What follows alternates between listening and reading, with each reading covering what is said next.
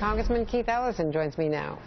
Congressman, how serious do we take this threat? What are local officials telling you and federal officials? Well, you know, it's very important to take it seriously, but it's also very important not to panic. The fact is that you don't need a large-scale operation to create terror. So it's important to be very vigilant. My message is, if you hear of anyone or know anyone who is paying more attention than they need to weird websites that might be Al-Shabaab affiliated, tell somebody.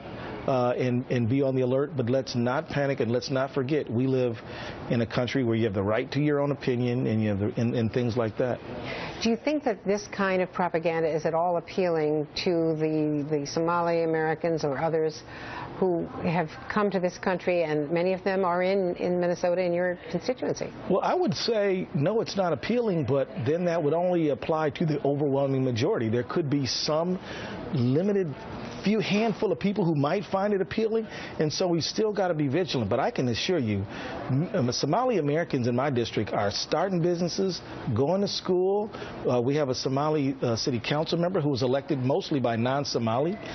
We have a Somali school board member who's elected by a broad cross-section of our community. This is a community that is making important contributions to life in Minneapolis, but it only takes 3 or 4. And it should be noted that one of the people who went over to get killed fighting for ISIS was not Somali. This guy, Douglas MacArthur McCain, was not Somali. So it's not just a Somali issue, and I don't want people to think that that there should be undue scrutiny on this community, because they really are good folks doing good things. As a Muslim American, how do you feel about the criticism launched by Rudy Giuliani and others about the way the president is characterizing the extremist threat, not as an Islamic threat, but as extremist terrorists, whatever, and trying deliberately not to label Muslim Americans? I think the president is right, and I'm going to tell you why. It's why should we confer the legitimacy of religion on these homicidal maniacs? They want to be known as the voice of Islam. They're not. So why should we confer them? What do you think Giuliani was up to? What was he doing? I mean, he sort of walked it back a bit today in the Wall Street Journal, but as recently as yesterday, he was on talk radio, you know, with the same appeal.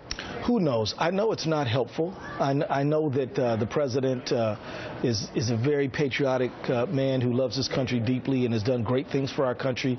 But at the end of the day, conferring the legitimacy of religion on these murderers is a bad idea. Think about it this way, Andrea. What if we said that Timothy McVeigh was a freedom fighter just because he wanted us to call him that? We wouldn't call him a freedom fighter because he said he was one. We'd call him what he was, a murderous terrorist, which is what President Obama calls Al-Shabaab and ISIS.